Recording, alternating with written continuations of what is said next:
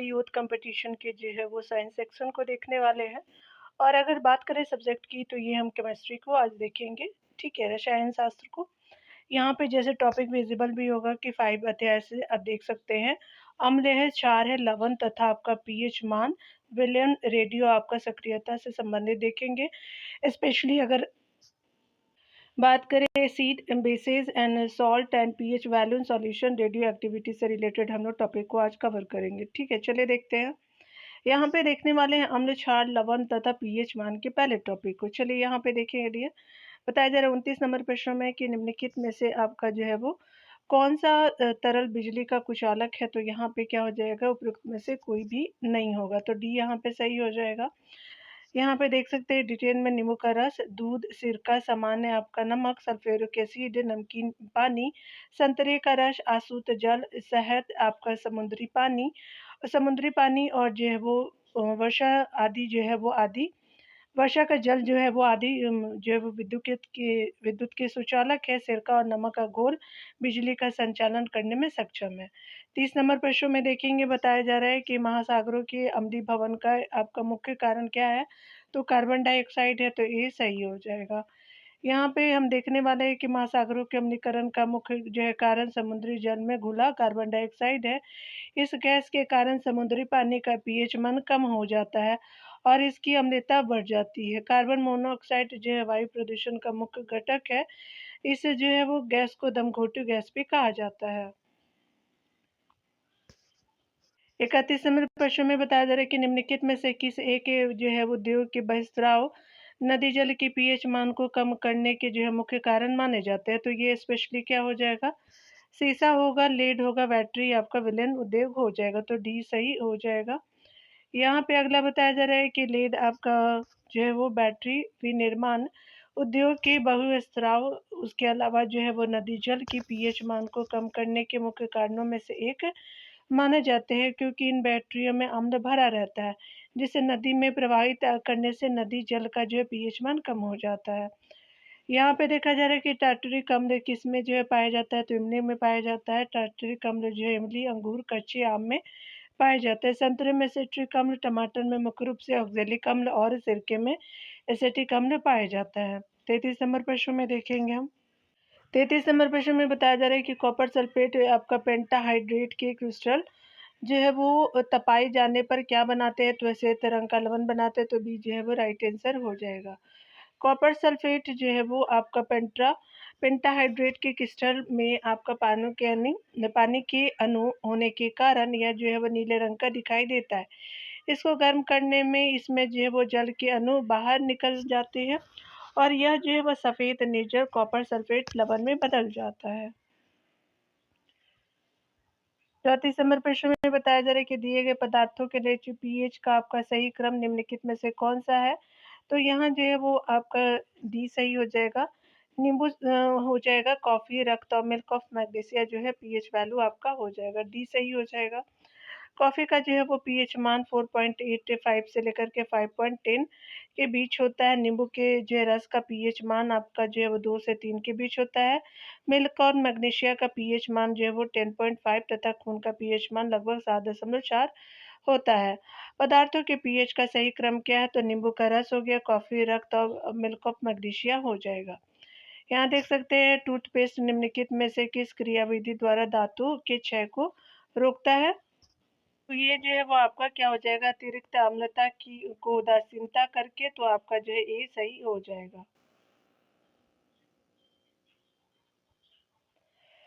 यहाँ पे बताया जा रहा है कि टूथपेस्ट प्रकृति में क्षारीय आपका होता है। यह जो है मुंह में मौजूद विभिन्न जीवाणुओं द्वारा उत्पादित अम्लों को उदासीन करके दांतों के क्षय को रोक देता है।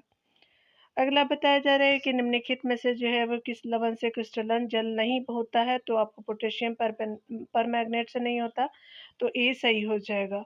स्पेशली जो है वो आपका जो है कौन कौन होते हैं। तो स्पेशली ये नीलत होता, धोने का सोडा और मोर लवण होता है। ठीक है, तो यहाँ पे जो ये सही नहीं है।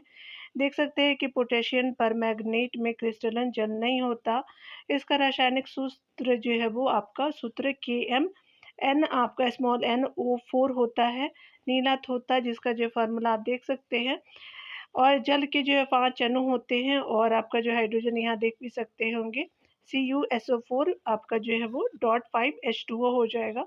धुआं यहाँ धुवन सोडा है तो धुवन सोडा का क्या हो जाएगा तो Na2CO3 और जो है वो 10H2O में जो है जल के अणु 10 आपका अणु होते हैं, यहाँ देख भी सकते हैं आगे में। तथा मोड़ लवण जो है वो आपका NH4 आपका जो है उसका ब्रैकेट कर देंगे 2 आपका जो है वो फेरस हो जाएगी और SO4 आपका जो है उसका ब्रैकेट में 2 हो जाएगा और 6H2 हो जाएगा।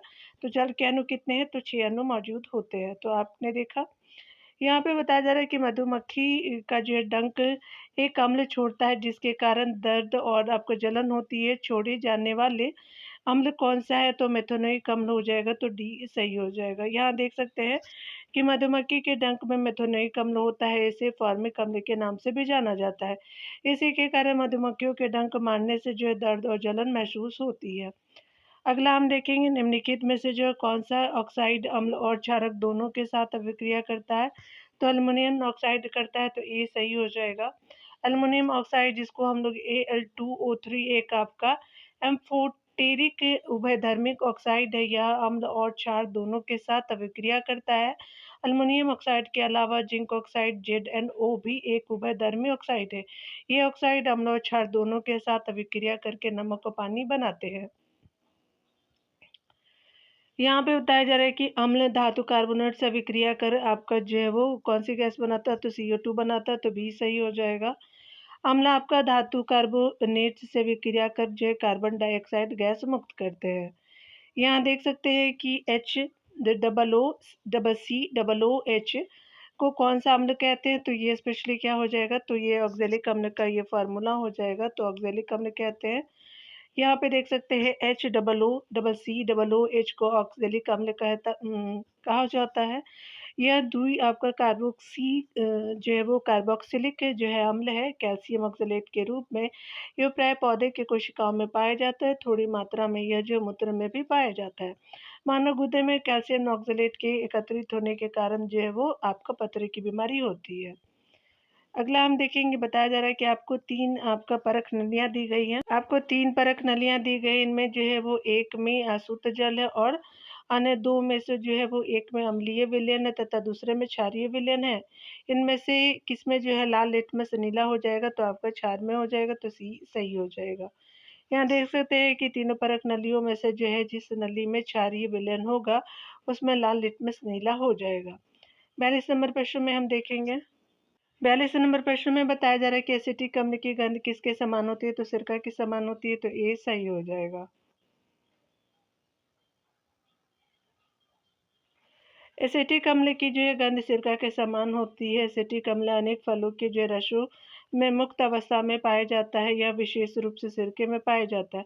इसे व्यापारिक जो है स्तर पर पाइरोलिग्नियस अम्ल से जो है वो प्राप्त किया जाता है। 43 नंबर प्रश्न में देखते हैं कि कौन सा जो है वो कथन सही है। यहाँ पे जो है वो शुष्क आपका जो है HCl गैस के शुष्क लिटमस पत्र का रंग क्यों नहीं बनता तो शुष्क लिटमस पत्र पर रंग क्यों नहीं बदलती तो ये जो है वो आपका सी इसका आंसर सही हो जाएगा। आयन मौजूद जो है वो नहीं होंगे, लिटमस केवल H3O प्लस जो है वो यानी घनायन की जो है वो उपस्थिति में रंग बदलता है तो ये आपका सी सही हो जाएगा। डिटेल देखेंगे।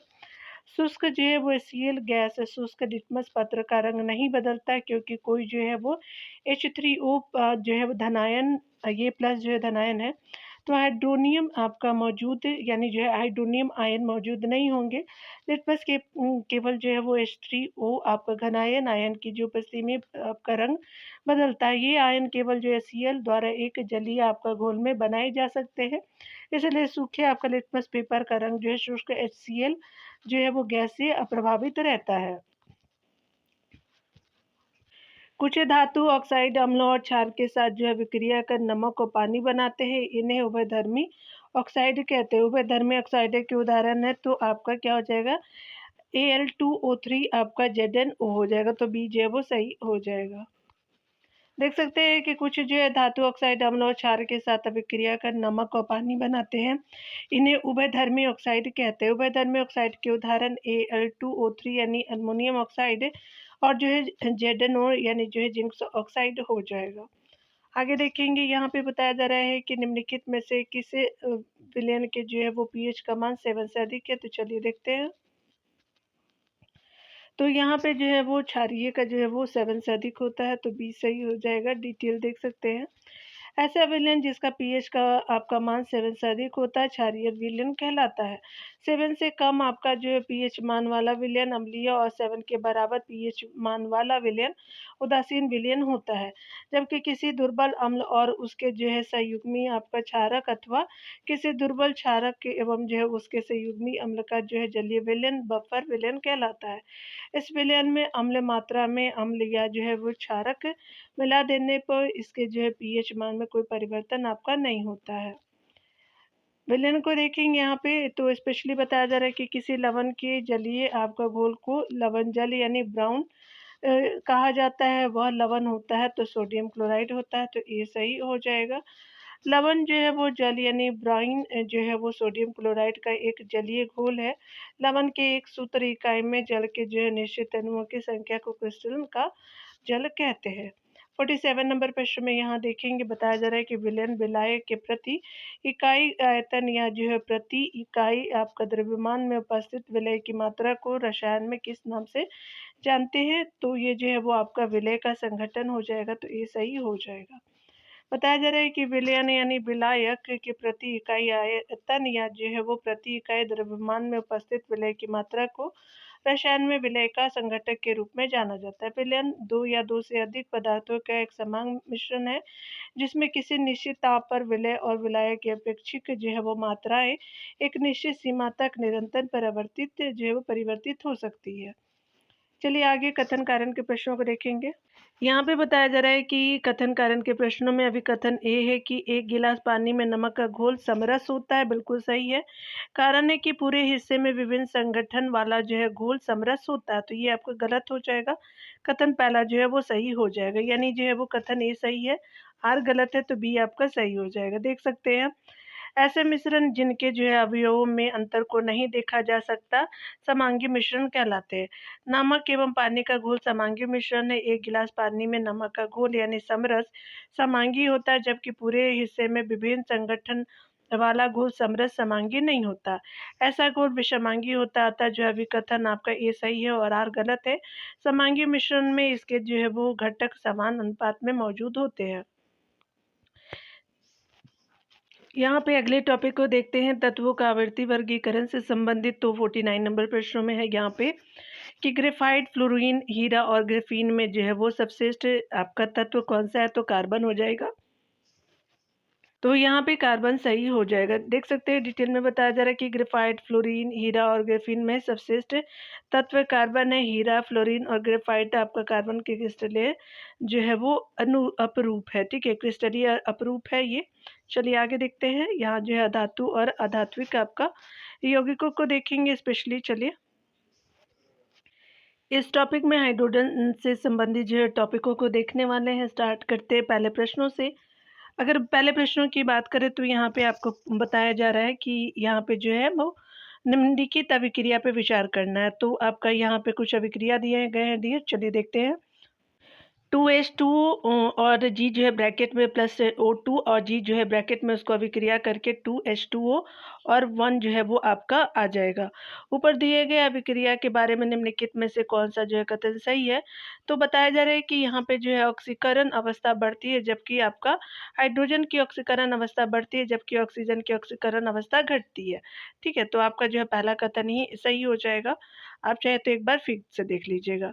चलिए यहाँ पे जो ए सही हो जाएगा, यहाँ पे डिटेल में दिया गया है कि समय दिए गए समीकरण 2H2O प्लस O2 को जो है वो 2H2O में हाइड्रोजन की ऑक्सीकरण संख्या में 0 से जो है वो +1 में तथा ऑक्सीजन की जो है वो ऑक्सीकरण संख्या 0 से जो है -2 में परिवर्तित हो रही है। अतः जो है हाइड्रोजन की ऑक्सीकरण अवस्था बढ़ रही है तथा जो ऑक्सीजन की जो है वो ऑक्सीकरण अवस्था घट रही है। 51 नंबर प्रश्न में देखेंगे यहाँ पे 51 नंबर प्रश्न में बताया जा रहा है कि निम्नलिखित में से जो है वो कौन सा एक कथन सही नहीं है। तो पहले कथनों को पढ़ते हैं डियर। पहले कथन में बताया जा रहा है कि हाइड्रोजन आयन का अकेले अस्तित्व में नहीं रह सकते। बिल्कुल सही है। फिर सभी यौगिक जिनमें हाइड्रोजन होता है अम्लीय होते हैं, तो ऐसा कुछ नहीं होता, तो भी सही हो जाएगा। अन्य जो है कथन को आप पढ़ सकते हैं। चलिए आगे देखते हैं यहाँ पे। वे सभी जो है यौगिक जिनमें हाइड्रोजन होता अम्लीय होते हैं। यह एक जो है गलत कथन है, क्योंकि हाइड्रोजन युक्त केवल वही यौगिक जो जल में वियोजित होकर के आपका जो है H धनायन छोड़ते हैं अम्लीय होते हैं, इसीलिए जो है वो आपका अम्लीय होते हैं। और दिए गए जो है वो अन्य कथन जो है वो सत्य हैं। चलिए यहाँ पे जो है वो हरित हाइड्रोजन के जो है वो संदर्भ में विचार करने हमें सही बताना है। इसे आंतरिक दहन के लिए जो है ईंधन के रूप में सीधे इस्तेमाल किया जा सकता है, तो बिल्कुल पहला सही है। दूसरा है कि इसे जो है वो प्राकृतिक गैस के साथ मिलाकर के ताप या शक्ति जनन के लिए ईंधन के रूप में इस्तेमाल किया जा सकता है, तो दूसरा कथन भी सही है। इसे वाहन चालन के लिए हाइड्रोजन ईंधन प्रकोष्ठ में इस्तेमाल किया जा सकता है, तो तीसरा कथन भी सही हो जाएगा। तो यहाँ पे उपयुक्त जो है वो सभी कथन सही है, तो आपका सी सही हो जाएगा। हाइड्रोजन को भविष्य का जो है वो ईंधन की संज्ञा दी जाती है। ऐसा इसके जो है वो पर्यावरण अनुकूल होने के कारण जो है वो कहा जाता है, इसे हरित हाइड्रोजन भी कहा जाता है। हाइड्रोजन का आंतरिक दहन के लिए जो ईंधन के रूप में सीधे प्रयोग जो है वो किया जा सकता है। इसका उपयोग प्राकृतिक गैस के साथ मिश्रित कर ताप या जो है शक्ति जनन के लिए ईंधन के रूप में भी जो है किया जा सकता है। इसे वाहन चालन के लिए हाइड्रोजन ईंधन प्रकोष्ठ में भी इस्तेमाल किया जा सकता है। अतः जो है वो हरित हाइड्रोजन के संबंध में दिए गए तीनों कथन सही है। यहाँ पे बताया जा रहा है किसके प्रयोग से जो है तरल वनस्पति तेलों को ठोस कृत्रिम मक्खन यानी मार्जरीन में रूपांतरित किया जाता है, तो हाइड्रोजन गैस को किया जाता है, तो ये सही हो जाएगा। बताया जा रहा है कि हाइड्रोजन के प्रयोग से तरल वनस्पति तेलों को ठोस या आपको कृत्रिम मक्खन में रूपांतरित किया जाता है। यह जो है क्रिया हाइड्रोजनीकरण कहलाती है। 54 नंबर प्रश्न को देखेंगे डियर। 54 नंबर प्रश्न में बताया जा रहा है कि हाइड्रोजन परमाणु की परमाणु त्रिज्या होती है, तो इनमें जो है वो आपका 37 नैनोमीटर, आपका 37 जो है वो पिकोमीटर, 17 पिकोमीटर, 57 पिकोमीटर, तो कोई भी आपका सही नहीं है। चलिए देख लेते हैं क्यों स्टार मार्क यहाँ पे दिया हुआ है। तो हाइड्रोजन परमाणु की पहली स्थिर अवस्था की त्रिज्या लगभग 53 पिकोमीटर होती है। अतः कोई विकल्प सही आपका न होने के कारण आयोग ने इसे आपका जो प्रश्न को मूल्यांकन से बाहर कर दिया था, तो 53 पिकोमीटर होता है। यहाँ पे देख सकते हैं कि एल्कीन का जो है वो हाइड्रोजनीकरण किसकी उपस्थिति में किया जा सकता है, तो आपका निकेल के जो उपस्थिति में किया जा सकता है, तो डी सही हो जाएगा। एल्कीन का जो हाइड्रोजनीकरण निकेल की उपस्थिति में किया जा सकता है, या निकेल एक उत्प्रेरक की तरह कार्य करता है। एल्केन की हाइड्रोजनीकरण में निकेल के अलावा प्लेटिनम और प्लेडियम भी उत्प्रेरक की तरह आपका कार्य कर सकते हैं। नाइट्रोजन से संबंधित प्रश्नों को देखेंगे। नाइट्रोजन में तो निम्नलिखित में से प्राकृतिक रेशम का एक घटक कौन है, तो नाइट्रोजन है, तो सी सही हो जाएगा। नाइट्रोजन प्राकृतिक रेशम का एक घटक होता है। रेशम आपका उत्पादन या एक जो है वो कृषि आधारित उद्योग है। इसमें जो है कच्चे रेशम के उत्पादन के लिए रेशम के कीड़ों को पालना शामिल है, जो कि कीड़ों की कुछ जो है प्रजातियों द्वारा काते हुए आपको कोकून से प्राप्त धागा है। अगले प्रश्न में देखेंगे निम्नलिखित में से किसे जो है वह हंसी पैदा करने वाली गैस के रूप में जाना जाता है, तो नाइट्रस ऑक्साइड को जानते हैं, तो बी सही हो जाएगा। नाइट्रस ऑक्साइड जो है N2O को हाँ से आपका गैस की संज्ञा दी जाती है, क्योंकि इसे सूंघने पर आपका हंसी आती। इस जो है गैस का उपयोग निषेचक के रूप में भी किया जाता है। ऑक्सीजन को देखेंगे। यहाँ पे देखिए ऑक्सीजन जो है वो स्पेशली यहाँ पे देखने वाले हैं टॉपिक में। तो निम्नलिखित में से कौन सी आपका धातु ऑक्सीजन के साथ सीधे प्रक्रिया नहीं करती, तो पीटी नहीं करती, तो आपका सी सही हो जाएगा। यानी पीटी जो है वो स्पेशली प्लेटिनम से जो है वो संबंधित है, शॉर्ट फॉर्म है उसका। धातु जो है नोबल धातु यहाँ पे ऑक्सीजन के साथ सीधे क्रिया नहीं करता है। ZnTiFe सक्रिय धातु होने के कारण ऑक्सीजन से सीधे क्रिया करते हैं।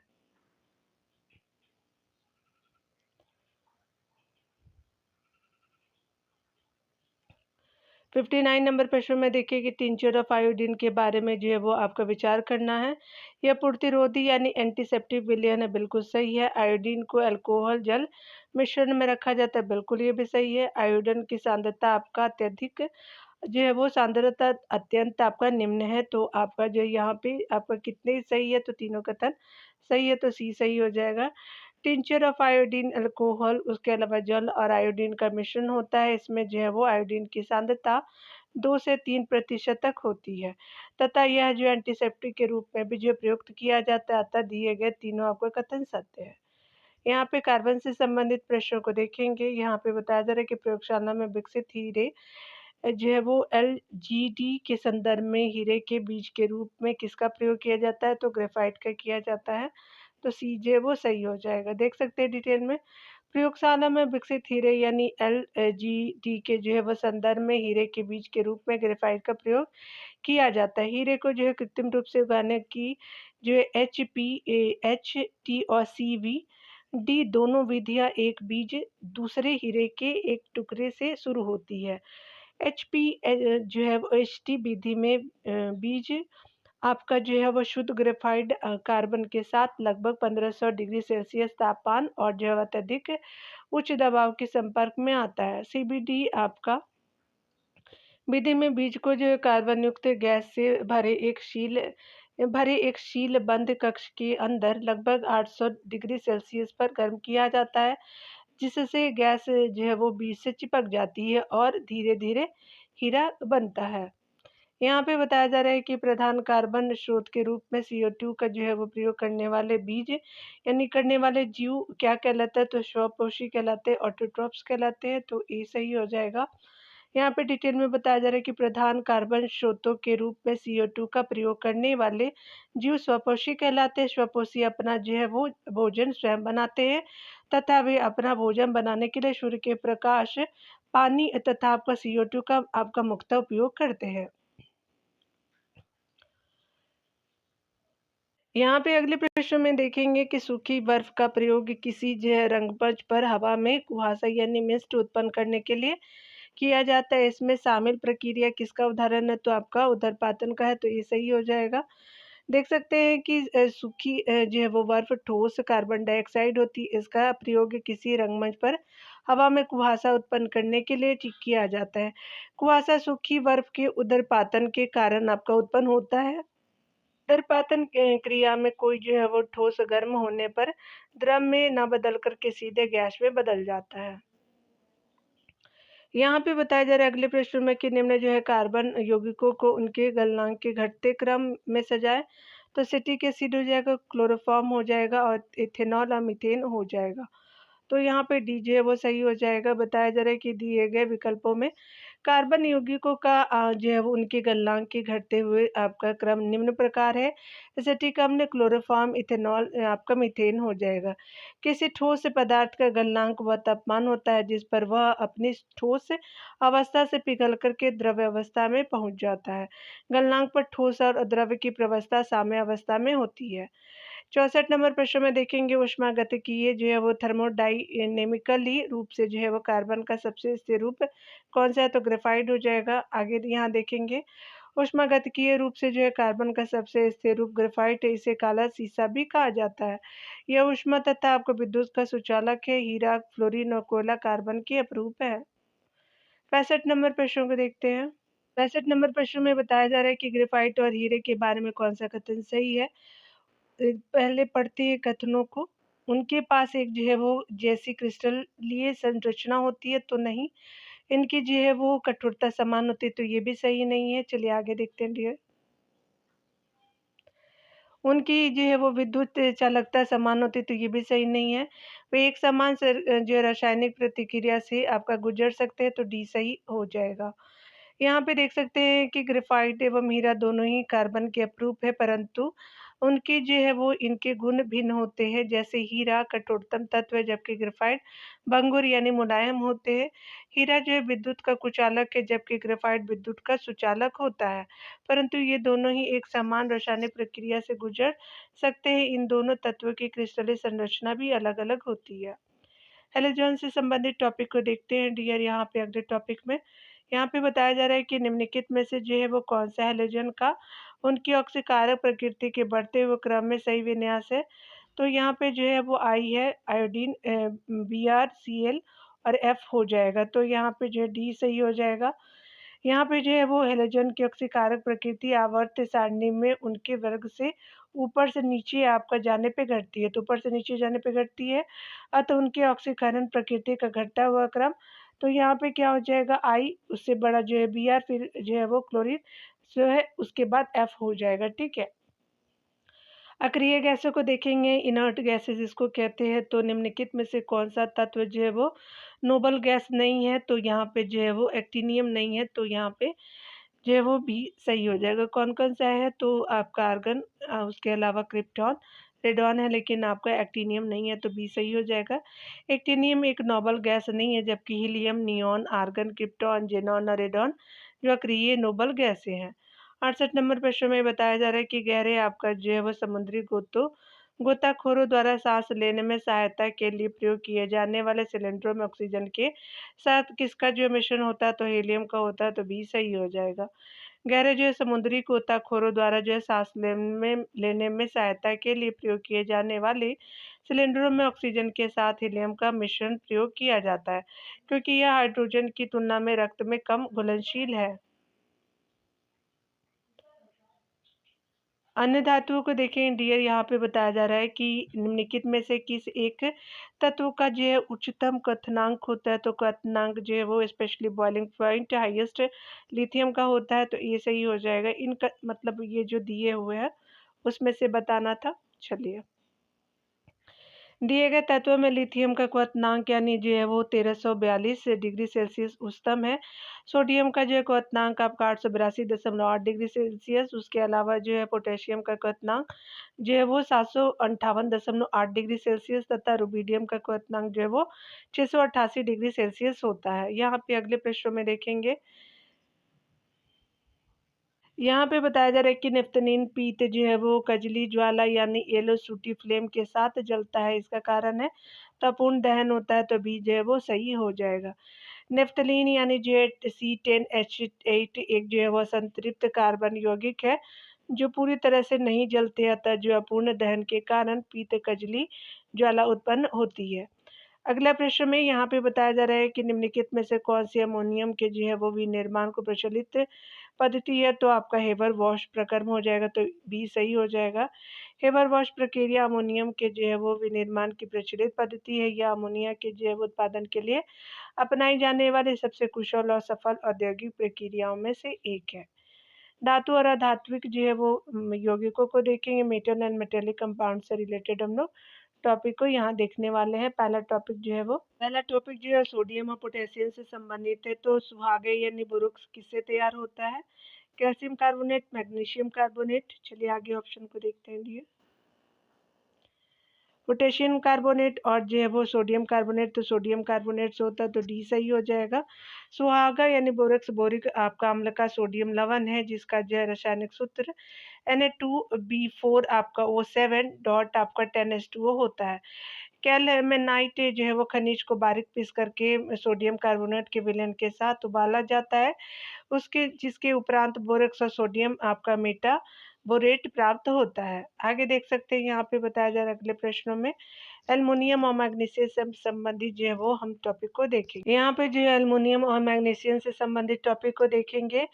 एनोडीकरण प्रक्रिया के लिए निम्नलिखित में से कौन सा सही नहीं है। यह जो एल्युमिनियम को संक्षारण प्रतिरोधी बनाते, बिल्कुल सही है। एल्युमिनियम उसके अलावा टाइटेनियम और मैग्नीशियम जैसी धातुओं को एनोडीकृत किया जा सकता है, तो ये भी सही है। अगला है कि स्वच्छ एल्युमिनियम पदार्थ एनोड और ऑक्सीजन गैसें कैथोड पर उत्पन्न होती, तो ये सही नहीं है। ये वायुयान उद्योग में प्रयुक्त होता है, तो बाकी अन्य सभी सही है, सी सही नहीं है। यहाँ पे बताया जा रहा है कि एनोडाइजिंग एक जो है वो विद्युत रासायनिक प्रक्रिया है जो धातु की सतह को सजावटी, टिकाऊ, संक्षारण प्रतिरोधी एनोडिक ऑक्साइड आपका फिनिश में परिवर्तित करती है। एल्युमिनियम एनोडाइजिंग के लिए जो है वो आदर्श रूप से उपयुक्त है। हालांकि मैग्नीशियम और टाइटेनियम जैसी धातुओं को भी जो एनोडाइज किया जा सकता है। यह जो है वायुयान उद्योग में प्रयुक्त होता है, जबकि ऑक्सीजन गैस जो है एनोड पर आपका उत्पन्न होती है। यहाँ पे बताया जा रहा है अगले प्रश्न में, यहाँ पे अगले प्रश्न में बताया जा रहा है कि वायु में मैग्नीशियम रिबन के जलने से आपका संबंधित निम्नलिखित तत्वों पर विचार करना है। एमजीओ का श्वेत जो है वो चूर्ण बनता है, तो बिल्कुल सही है। यह दहन अभिक्रिया का एक उदाहरण है, तो दूसरा भी सही है। तीसरा कथन है कि यहाँ पे तीसरा कथन है कि ऊष्मा और प्रकाश उत्पन्न होते हैं, तो ये भी तीसरा कथन सही है। तो यहाँ पे जो है वो डी सही हो जाएगा, तो यहाँ पे डी होगा। चलिए यहाँ पे आगे देखते हैं हम लोग। यहाँ पे बताया जा रहा है कि वायु में मैग्नीशियम रिबन के जलने से जो है वो मैग्नीशियम ऑक्साइड का श्वेत चूर्ण बनता है। यह दहन अभिक्रिया का एक उदाहरण है जिसमें ऊष्मा और प्रकाश उत्पन्न होता है। यहाँ पे देख सकते हैं रेल पटरियों जोड़ने से में जो है वो किसके साथ अभिक्रिया के लिए लौह ऑक्साइड का प्रयोग किया जाता है, तो अल्युमिनियम का किया जाता है, तो ये सही हो जाएगा। अल्युमिनियम के साथ जो है वो आयरन ऑक्साइड की प्रतिक्रिया का उपयोग रेलवे पटरियों को जोड़ने के लिए किया जाता है। इस प्रक्रिया को थर्माइट प्रतिक्रिया के रूप में जाना जाता है। यह विस्थापन प्रतिक्रिया अत्यधिक आपका उष्माक्षेपी होती है। कैल्शियम से संबंधित हम टॉपिक को यहाँ पे देखेंगे डियर। चलिए, निम्नलिखित में से कौन सी धातु शीतल जल में तैरती है, तो कैल्शियम तैरती है, तो आपका बी सही हो जाएगा। पानी में जो है घुलनशील धातु ऑक्साइड बनाते हैं। कैल्शियम पानी के साथ कम तीव्रता से प्रतिक्रिया करके हाइड्रोजन गैस बनाता है, जिसके कारण कैल्शियम धातु ठंडे पानी पर तैरने लगती है। हाइड्रोजन गैस के बुलबुले धातु की सतह पर चिपक जाते हैं। मैग्नीशियम धातु गर्म पानी पर तैरती है। यहाँ पे देखेंगे निम्न में से किसे जो अनबुझा आपका चुना कहते हैं, CaO को कहते हैं, तो ये सही हो जाएगा। कैल्शियम ऑक्साइड CaO को अनबुझा चूना या जो है क्विकलाइम कहा जाता है। यह सफेद क्रिस्टलीय ठोस पदार्थ है। यह जो है दुर्गलनीय पदार्थ है। यह जो है जल के साथ तीव्र गति की जो है वो तीव्र गति से प्रतिक्रिया करता है तथा आपका कैल्शियम हाइड्रोक्साइड में परिवर्तित हो जाता है। इसका प्रयोग अनेक जो है रसायनों के निर्माण में किया जाता है। पारा से संबंधित टॉपिक को देखते हैं। तो पारा से संबंधित टॉपिक में पहला प्रश्न है कि पारा प्रदूषण के बारे में निम्नलिखित तथ्यों पर विचार करना है। स्वर्ण खनन आपका विधि जो है वो विश्व में पारा प्रदूषण का स्रोत है, तो ये सही हो जाएगा। जो हम लोग गोल्ड माइनिंग करते हैं ना वो। चलिए, अगला जो है वो कोयला आधारित ऊष्मीय शक्ति संयंत्र थर्मल पावर पॉइंट से पारा प्रदूषण होता है, तो ये भी सही हो जाएगा। पारे के संपर्क में आने पर कोई ज्ञात सुरक्षा आपका स्तर नहीं है, तो ये भी तीसरा कथन भी सही हो जाएगा। तो यहाँ पे जो है वो सभी 3 हो जाएंगे, तो यहाँ पे सी सही हो जाएगा। चलिए आगे देखते हैं। यहाँ पे बताया जा रहा है कि पारा प्रदूषण एक प्रमुख स्रोत है। इसके जो है वो प्रदूषण से मिनी मात्रा रोग होती है। पारा प्रदूषण के एकाधिक कारण है, जिसमें जो है वो स्वर्ण खनन गतिविधियां, कोयले आधारित विद्युत गृह आदि शामिल है। इसमें जो है स्वर्ण खनन का योगदान लगभग 1/3 है। पारा प्रदूषण अनेक व्याधियों का कारण बनती है। इस जो है प्रदूषण से नियंत्रण के लिए वैश्विक स्तर पे सभी जो है वो अभी कोई जो है सुरक्षा तंत्र नहीं विकसित हो पाया, अतः जो है वो सभी कथन सही है। यहाँ देख सकते हैं कि सिनेबार किसका है, इसका तो पारा का है, तो ये सही हो जाएगा। सिनेबार आपका चमकदार लाल पारा सल्फाइड है, जो पारा का एक जो है वो प्रमुख अयस्क है। सिनेबार बार जो है वो ट्राइगोनल क्रिस्टल प्रणाली का एक सदस्य है। शुद्ध सिनेबार पतले जो है वो टुकड़ों में पारदर्शी होता है। इसके जो है वो चमकीले रंग के कारण प्राचीन काल से ही आपका जो पिसे हुए सिनेबारा का प्रयोग जो है वो रंग द्रव के रूप में किया जाता है। सोना चांदी से संबंधित प्रश्नों को देखते हैं डियर। चलिए यहाँ पे तो बताया जा रहा है कि वायु में चांदी को शिल्प जो कृतियां आपका जो है वो करके जो बनने में मलिन हो जाती है, तो ये क्यों होती है, तो यहाँ पे सिल्वर ऑक्साइड की वजह से होती है, तो यहाँ पे सी हो जाती है सही। डिटेल में बताया जा रहा है कि सिल्वर ऑक्साइड एक जो है काला क्रिस्टलीय पाउडर है, जो नाइट्रिक एसिड, सल्फ्यूरिक एसिड और साइनाइड विलयन में घुलनशील है। सिल्वर सल्फाइड को सिल्वर और गैसीय हाइड्रोजन सल्फाइड के जो है वो बीच प्रतिक्रिया द्वारा तैयार किया जाता है। इस प्रक्रिया में हाइड्रोजन गैस निकलती है। उपयुक्त प्रतिक्रिया के कारण चांदी के जो है बर्तन धूमिल हो जाते हैं। कॉपर और अन्य धातुओं को देखेंगे यहाँ पे। चलिए हम लोग देखते हैं डियर। पहले प्रश्न में पूछा जा रहा है कि बाजार में उपलब्ध जो है कॉपर सल्फेट क्रिस्टल नीले रंग के क्रिस्टल होते हैं। सावधानी से गर्म करने पर एक जो है वो सफेद रंग के हो जाते हैं। नीला रंग निम्नलिखित में से किसके कारण होता है, तो जल के कारण होता है, तो सी जो है वो राइट आंसर हो जाएगा बाजार में उपलब्ध कॉपर सल्फेट क्रिस्टल नीले रंग के क्रिस्टल होते हैं, सावधानी से आपको गर्म करने पर ये जो है वो सफ़ेद रंग के हो जाते हैं। यह जो जब आपका निर्जल कॉपर सल्फेट से पानी मिलाया जाता है तो यह जो हाइड्रेटेड आपका हो जाता है और नीला हो जाता है। यहाँ पे बताया जा रहा है कि विद्यालय की घंटियाँ धातु से आपका निर्मित होती है, क्योंकि धातु होती है आपका ध्वनिक होती है, तो बी सही हो जाएगा। विद्यालय की जो है वो घंटियाँ धातु से निर्मित होती है, क्योंकि धातुओं में किसी ठोस वस्तु से टकराने पर ध्वनि उत्पन्न करने की क्षमता होती है। 83 नंबर प्रश्न में हम देखेंगे, बताया जा रहा है कि निम्नलिखित में से जो है कौन-सा धातु युग्म ऊष्मा का बहुत अच्छा चालक होता है, तो रजत और ताम्र हो जाएगा, तो ये सही हो जाएगा। रजत एवं ताम्र ऊष्मा के जो है बहुत अच्छे सुचालक होते हैं, क्योंकि इसमें गतिशील इलेक्ट्रॉन की संख्या अधिक होती है, जो आपका मुक्त गति वाले होते हैं। यहाँ पे बताया जा रहा है कि काष्ठ किनका जो है वो मिश्र धातु है, तो CuOSn का है, तो बी सही हो जाएगा। मिश्र धातु एक सजातीय जो है वो मिश्रण होता है, जिसमें 2 या 2 से अधिक आपका धातुएँ होती है। काँस्य में तांबा और टीन का मिश्रण होता है। चलिए यहाँ पे हम देख लेते हैं संयोजकता से संबंधित प्रश्नों को। तो यहाँ पे जो है वो सिलिकॉन, फ्लोरीन, आपका एल्युमिनियम और सल्फर से संबंधित संयोजकता जो है 1, 2, 3, 4 दिए हुए हैं। तो चलिए हम लोग जो है सामने ही देख लेंगे यहाँ पे, तो बी ऑप्शन जो है वो करेक्ट हो जाएगा। यानी 1 का 4, आपका बी का 1 और सी का जो है 3 और डी का 2 हो जाएगा। देख लेते हैं यहाँ पे दिए तत्व दिए गए, एक तरफ संयोजकता दिए गए हैं, सिलिकॉन के जो है वो 4 है, फ्लोरीन के 1 है, एल्युमिनियम के जो है वो 3 है, सल्फर के 2 हो जाएंगे। ठीक है, मिलान कर लीजिएगा आप लोग। 82 नंबर प्रश्न में बताया जा रहा है कि उत्कृष्ट धातुओं के जो है संदर्भ में निम्नलिखित वाक्यों पर विचार कीजिए। उत्कृष्ट धातु प्रकृति में शुद्ध रूप से जो है प्राप्त होती है, तो ये सही है। यूरेनियम तथा जो है वो यूरेनियम एवं सीसा उत्कृष्ट धातु के उदाहरण है, तो ये गलत हो जाएगा। पहला सही हो जाएगा, तो यहाँ पे क्या हो जाएगा कि पहला कथन सही हो जाएगा। यहाँ पर बताया जा रहा है कि वे धातुएं जिनका आर्द्र वायु के संपर्क में रहने के बावजूद क्षरण और ऑक्सीकरण बहुत कम होता है, उत्कृष्ट धातुएं कहलाती है, जैसे आपका चांदी, सोना, प्लेटिनम एवं मरकरी। ये धातुएं प्रकृति में प्राय शुद्ध रूप और मुक्त रूप में तथा संयुक्त अवस्था दोनों रूपों में पाई जाती है। यूरेनियम और सीसा उत्कृष्ट धातु के उदाहरण नहीं है। यहाँ 87 नंबर प्रश्न में देखेंगे, निम्नलिखित में से जो है किसे श्वेत धातु भी कहते हैं, तो प्लेटिनम को कहते हैं, तो सी सही हो जाएगा। प्लेटिनम एक जो है श्वेत धातु है। प्लेटिनम को सफेद सोना यानी व्हाइट गोल्ड कहा जाता है। इसे एडम उत्प्रेरक भी कहते हैं, और यह न तो आपका वायु द्वारा ऑक्सीकृत होता है और न ही हाइड्रोक्लोरिक अम्ल में घुलती है। अगले टॉपिक में जो है वो खनिज अयस्क धातु क्रम से संबंधित टॉपिक को देखते हैं। यहाँ पे बताया जा रहा है कि पृथ्वी पर विद्यमान सभी तत्वों में जो है कौन सा सर्वाधिक प्रचुर मात्रा में पाया जाता है, तो आपका ऑक्सीजन पाया जाता है, तो डी सही हो जाएगा। आपका जो है 2023 के CAPF में आया था, तो पृथ्वी पर विद्यमान सभी तत्वों में सर्वाधिक मात्रा में ऑक्सीजन पाया जाता है।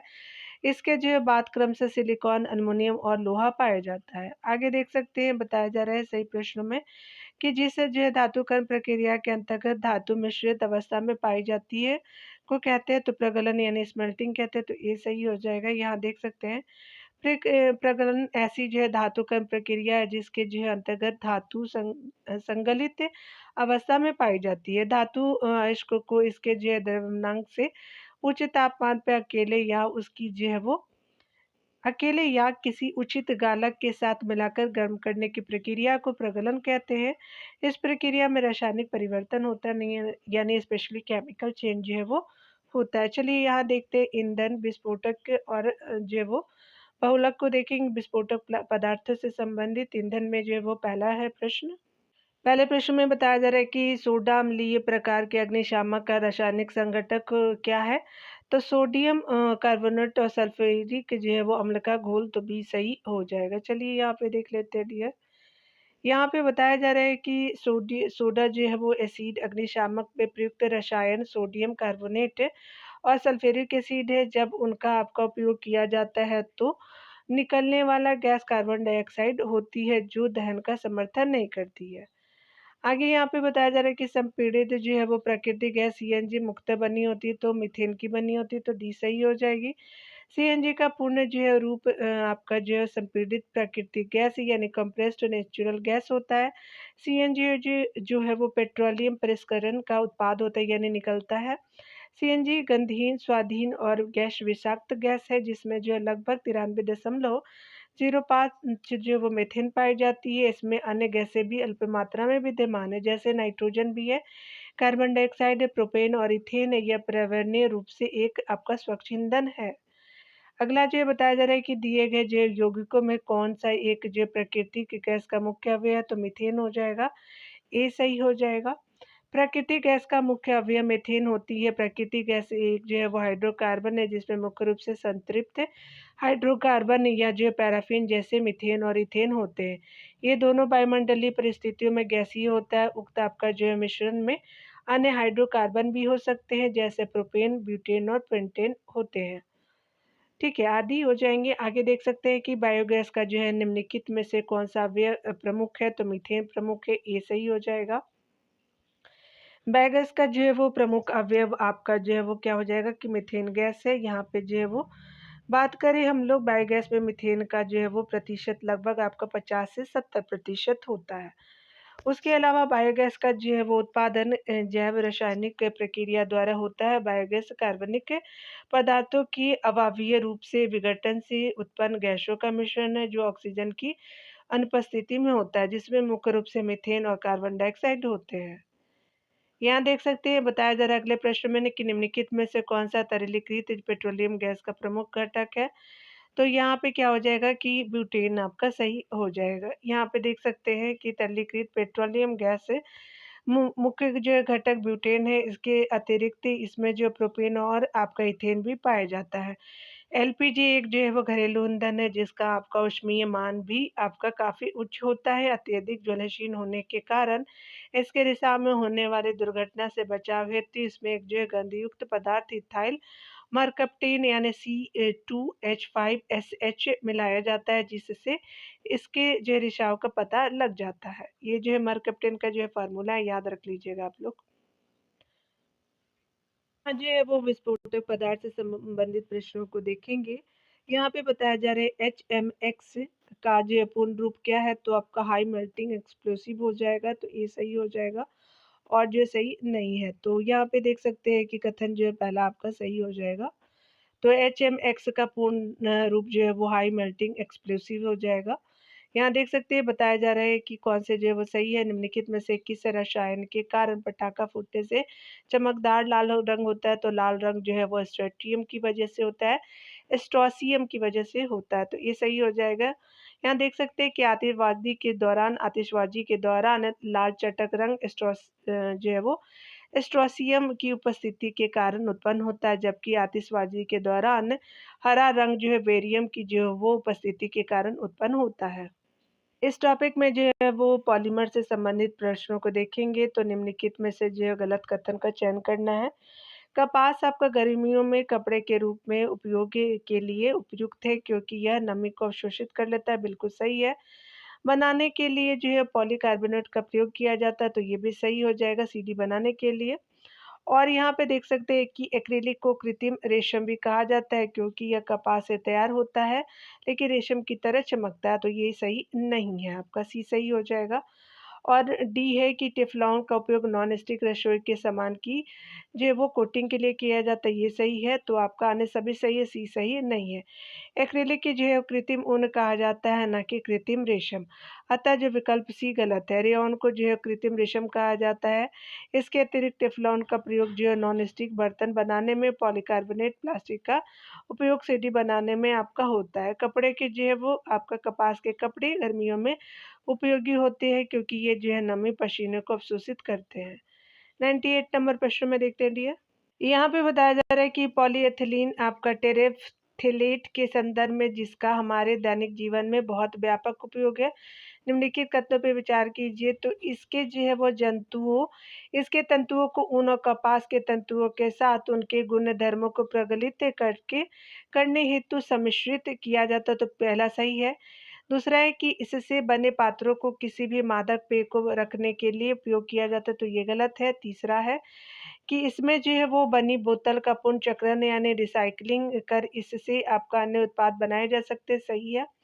अगला है कि इससे बनी वस्तुओं का भस्मीकरण द्वारा जो है वो बिना आपका ग्रीन हाउस गैस उत्सर्जन किए आसानी से निपटान किया जा सकता है। तो यहाँ पे क्या हो जाएगा कि पहला और जो है वो तीसरा कथन सही हो जाएगा। पॉलीथिलीन जो है वो टेरेफ्थलेट को संक्षिप्त रूप से पेट कहा जाता है।